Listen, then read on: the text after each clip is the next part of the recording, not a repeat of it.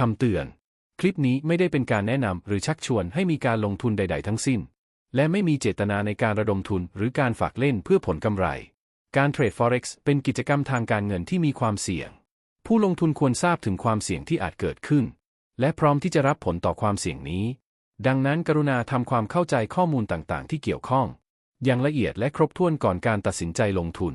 และควรจะเข้าใจว่าการลงทุนเป็นความรับผิดชอบของคุณเอง